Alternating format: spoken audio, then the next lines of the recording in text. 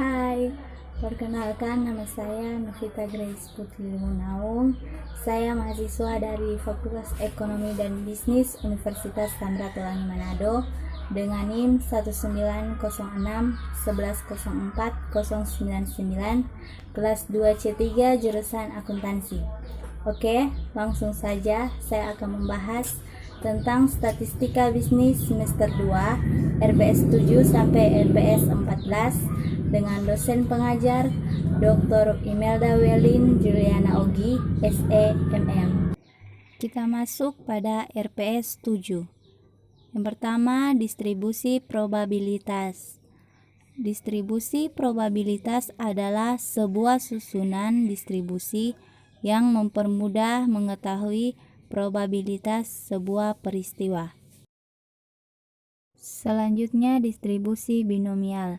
Distribusi binomial adalah distribusi probabilitas diskret jumlah keberhasilan dalam N percobaan ya atau tidak, berhasil atau gagal, yang saling bebas, di mana setiap hasil percobaan memiliki probabilitas P.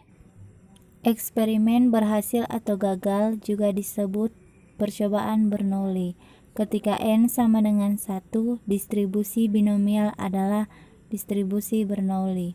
Distribusi binomial merupakan dasar dari uji binomial dalam uji signifikansi statistik. Selanjutnya, distribusi normal. Distribusi normal atau Gaussian mungkin merupakan distribusi probabilitas yang paling penting baik dalam teori maupun aplikasi statistik. Selanjutnya, teorema limit pusat. Teorema limit pusat adalah sebuah teori yang menyatakan bahwa jika ukuran sampel semakin besar, maka sifat dari rata-rata distribusi peluang sampelnya atau sample mean distribution akan semakin mendekati distribusi normal. Pengujian distribusi. Pengujian distribusi adalah prosedur yang dilakukan untuk mengetahui pola penyebaran data. Pengujian distribusi terdiri dari pertama, uji C kuadrat, kedua, uji X2. Uji C kuadrat di sini akan dibahas suatu uji untuk menentukan apakah suatu populasi memiliki sebaran teoretik tertentu. Uji didasarkan pada seberapa baik kesesuaian antara frekuensi yang teramai dalam data, contoh dengan frekuensi harapan yang didasarkan pada sebaran yang dihipotesiskan. Yang kedua, uji X2. Uji X2 merupakan sebuah nilai bagi peubah acak X2 yang sebaran penarikan contohnya sangat menghampiri sebaran chi-square. Lambang OI dan EI masing-masing menyatakan frekuensi teramati dan frekuensi harapan bagi sel yang berada pada KI. Selanjutnya kita masuk pada RPS 8. Pertama, populasi. Populasi adalah wilayah generalisasi berupa subjek atau objek yang diteliti untuk dipelajari dan diambil kesimpulan. Kemudian, sampel. Sampel adalah sebagian dari populasi yang diteliti. Dengan kata lain, sampel merupakan sebagian atau bertindak sebagai perwakilan dari populasi, sehingga hasil penelitian yang berhasil diperoleh dari sampel dapat digeneralisasikan pada populasi. Kemudian, penarikan sampel diperlukan jika populasi yang diambil sangat besar dan peneliti memiliki keterbatasan untuk menjangkau seluruh populasi. Maka peneliti perlu mendefinisikan populasi target dan populasi terjangkau, baru kemudian menentukan jumlah sampel dan teknik sampling yang digunakan. Tujuan pengambilan sampel. Yang pertama, populasi terlalu banyak atau jangkauan terlalu luas sehingga tidak memungkinkan dilakukan pengambilan data pada seluruh populasi. Yang kedua, keterbatasan tenaga, waktu, dan biaya. 3. Adanya asumsi bahwa seluruh populasi seragam sehingga bisa diwakili oleh sampel. Tahapan pengambilan sampel diantaranya: pertama, mendefinisikan populasi yang akan diamati. Yang kedua, menentukan kerangka sampel dan kumpulan semua peristiwa yang mungkin. Yang ketiga, menentukan teknik atau metode sampling yang tepat. Yang keempat, melakukan pengambilan sampel atau pengumpulan data. Yang kelima, melakukan pemeriksaan ulang pada proses sampling. Selanjutnya, probability sampling. Probability sampling adalah metode pengambilan sampel secara random atau acak. Dengan cara pengambilan sampel ini, seluruh anggota populasi diasumsikan memiliki kesempatan yang sama untuk terpilih menjadi sampel penelitian. Metode ini terbagi menjadi beberapa jenis yang lebih spesifik, antara lain: yang pertama, pengambilan sampel acak sederhana atau simple random sampling. Teknik penarikan sampel menggunakan cara ini memberikan kesempatan yang sama bagi setiap anggota populasi untuk menjadi sampel penelitian. Contoh pengambilan sampel metode acak sederhana. Dalam suatu penelitian dibutuhkan 30 sampel, sedangkan populasi penelitian berjumlah 100 orang. Selanjutnya, peneliti membuat undian untuk mendapatkan sampel pertama. Setelah mendapatkan sampel pertama, maka nama yang terpilih dikembalikan lagi agar populasi tetap utuh, sehingga probabilitas responden berikutnya tetap sama dengan responden pertama. Langkah tersebut kembali dilakukan hingga jumlah sampel memenuhi kebutuhan penelitian. Yang kedua, pengambilan sampel acak sistematis atau systematic random sampling. Metode pengambilan sampel acak sistematis menggunakan interval dalam memilih sampel penelitian. Misalnya, sebuah penelitian membutuhkan 10 sampel dari 100 orang, maka jumlah kelompok intervalnya 100 per 10 sama dengan 10. Selanjutnya, responden dibagi ke dalam masing-masing kelompok, lalu diambil secara acak tiap kelompok. Contoh sampel acak sistematis. Pengambilan sampel pada setiap orang ke-10 yang datang ke puskesmas. Jadi, setiap orang yang datang di urutan 10, 20, 30, dan seterusnya, maka itulah yang dijadikan sampel penelitian. Yang ketiga, pengambilan sampel acak berstrata atau stratified random sampling. Metode pengambilan sampel acak berstrata mengambil sampel berdasar pada tingkatan tertentu. Misalnya, penelitian mengenai motivasi kerja pada manajer tingkat atas, manajer tingkat menengah, dan manajer tingkat bawah. Proses pengacakan diambil dari masing-masing kelompok tersebut. 4. Pengambilan sampel acak berdasar area atau cluster random sampling. Cluster sampling adalah teknik sampling secara berkelompok. Pengambilan sampel jenis ini dilakukan berdasar kelompok atau area tertentu. Tujuan metode cluster random sampling antara lain untuk meneliti tentang suatu hal pada bagian-bagian yang berbeda di dalam suatu instansi. Misalnya, penelitian tentang kepuasan pasien di ruang rawat inap, ruang IGD, dan ruang poli di suatu rumah sakit, dan lain sebagainya.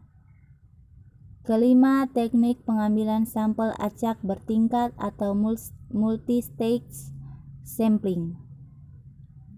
Proses pengambilan sampel jenis ini dilakukan secara bertingkat. baik itu bertingkat 2, 3 atau lebih. Misalnya kecamatan, gugus, desa, RW, RT. Non-probability sampling. Yang pertama, purposive sampling. Metode ini menggunakan kriteria yang telah dipilih oleh peneliti dalam memilih sampel. Kriteria pemilihan sampel terbagi menjadi kriteria inklusi dan eksklusi. Contoh purposive sampling, penelitian tentang nyeri pada pasien diabetes mellitus yang mengalami luka pada tungkai kaki. Yang kedua, snowball sampling. Snowball sampling adalah teknik pengambilan sampel berdasarkan wawancara atau korespondensi. Metode ini meminta informasi dari sampel pertama untuk mendapatkan sampel berikutnya. Demikian secara terus-menerus hingga seluruh kebutuhan sampel penelitian dapat terpenuhi. Kemudian yang ketiga, accidental sampling. Peneliti mengambil sampel yang kebetulan ditemuinya pada saat itu. Kemudian meneliti jenis kasus penyakit langka yang sampelnya sulit didapatkan. Yang keempat, quota sampling. Teknik sampling ini mengambil jumlah sampel sebanyak jumlah yang telah ditentukan oleh peneliti. Misalnya penelitian pada pasien lupus atau penderita penyakit tertentu. Kemudian yang kelima, teknik sampel jenuh. Teknik sampling jenuh adalah teknik penentuan sampel yang menjadikan semua anggota populasi sebagai sampel. Dengan syarat populasi yang ada kurang dari 30 orang. Selanjutnya, distribusi sampling mean. Distribusi sampling rata-rata atau mean adalah distribusi dari rata-rata yang diperoleh dari semua sampel yang mungkin dari suatu populasi di mana ukuran sampelnya tersebut yang sama besar. Yang selanjutnya, distribusi student. Distribusi student adalah setiap anggota keluarga distribusi probabilitas berkesinambungan yang muncul ketika memperkirakan rata-rata populasi yang terdistribusi normal dalam situasi di mana ukuran sampel kecil dan standar populasi penyimpangan tidak diketahui. Kita masuk pada RPS 9. Itu yang pertama, interval keyakinan. Interval keyakinan atau confidence interval adalah sebuah formula yang menjelaskan cara menggunakan data sampel untuk menghitung interval yang memperkirakan parameter populasi. Kemudian, pendugaan interval keyakinan. Yang dimaksud dengan pendugaan interval adalah suatu dugaan terhadap parameter berdasarkan suatu interval, di mana interval kita harapkan dengan keyakinan tertentu parameter itu akan terletak hasil pendugaan interval. Ini diharapkan akan lebih objektif. Kita masuk pada RPS 10, yaitu hipotesis. Hipotesis statistik adalah pernyataan atau dugaan mengenai keadaan populasi yang sifatnya masih sementara atau lemah keberadaannya. Hipotesis statistik dapat berbentuk suatu variabel seperti nominal, Poisson, dan normal atau nilai dari suatu parameter seperti rata-rata, varian, simpangan baku. Kita masuk pada RPS 11. Statistical Product and Service Position. SPSS merupakan singkatan dari Statistical Package for Social Science. Pertama kali dirilis pada tahun 1968 oleh Norman Ni, seorang lulusan Fakultas Ilmu Politik Stanford University yang sekarang menjadi profesor peneliti Fakultas Ilmu Politik di Stanford dan profesor emeritus Ilmu Politik di University of Chicago. Kemudian yang selanjutnya chi-square. Chi-square disebut juga dengan chi-kuadrat. Chi-square adalah salah satu jenis uji komparatif non-parametris yang dilakukan pada dua variabel di mana skala data kedua variabel adalah nominal. Di slide akan dimunculkan rumus dari chi-square. Kemudian analisis tabulasi silang atau crosstabs adalah metode analisis yang paling sederhana tetapi memiliki daya menerangkan cukup kuat untuk menjelaskan hubungan antar variabel. Kita masuk RPS 12. Pengertian garis regresi. Regresi adalah suatu metode analisis statistik yang digunakan untuk melihat pengaruh antara dua variabel atau lebih.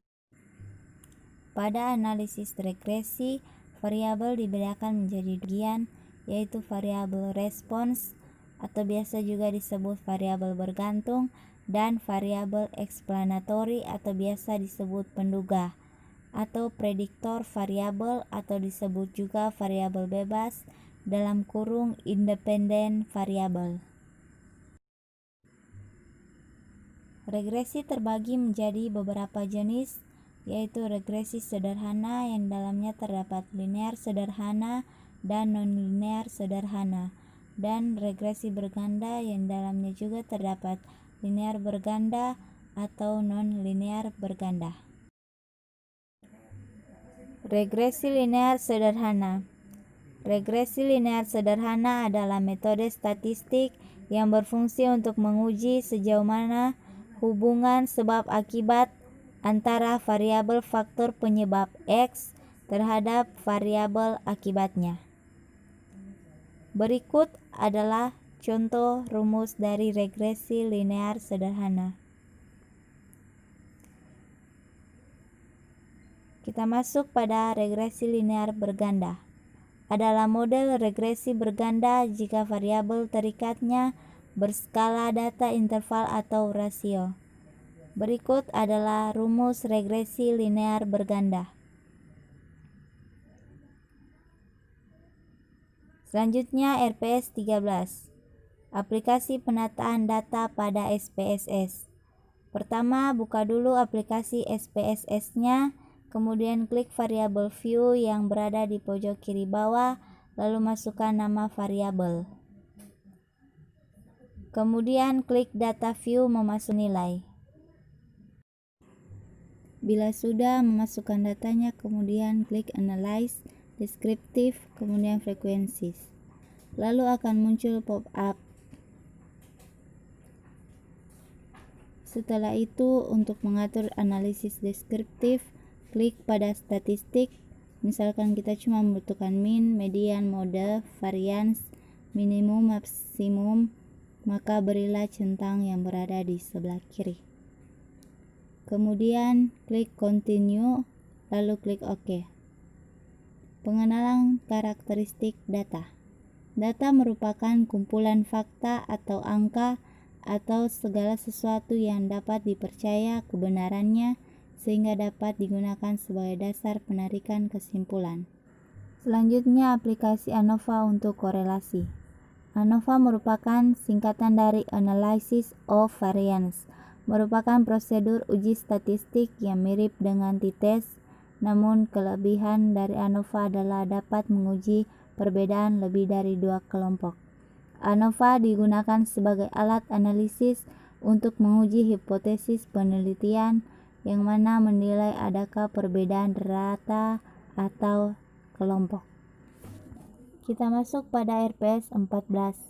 Statistika non-parametrik adalah cabang statistika yang tidak hanya didasarkan pada keluarga parametris dari distribusi probabilitas. Statistika non-parametrik didasarkan pada distribusi bebas atau memiliki distribusi yang ditentukan tetapi dengan parameter distribusi tidak ditentukan. Kasus-kasus dalam dunia bisnis yang menggunakan pendekatan non-parametrik, yaitu portofolio saham. Anda tentu sudah mengenal atau tahu tentang istilah portofolio saham, yaitu investasi dengan membeli beberapa jenis saham sehingga risiko kerugian dapat diperkecil. Dengan portofolio diharapkan keuntungan tinggi, risiko kecil. Anda tentu berharap bahwa semua saham yang Anda beli tentu menguntungkan. Namun, apakah semuanya sesuai dengan harapan? Jawabannya bisa ya atau tidak. Berbicara mengenai kesesuaian harapan, hal tersebut merupakan bagian dari statistik non-parametrik. Misalkan Anda mempunyai dana 1 miliar, kemudian tabulasi silang. Analisis tabulasi silang atau cross-tabs adalah metode analisis yang paling sederhana tetapi memiliki daya menerangkan cukup kuat untuk menjelaskan hubungan antar variabel. Kemudian chi-square. Chi-square disebut juga dengan chi-kuadrat. Chi-square adalah salah satu jenis uji komparatif non-parametris yang dilakukan pada dua variabel di mana skala data kedua variabel adalah nominal. Sekian penjelasan mengenai materi statistik bisnis semester 2 RP 7-14. Terima kasih.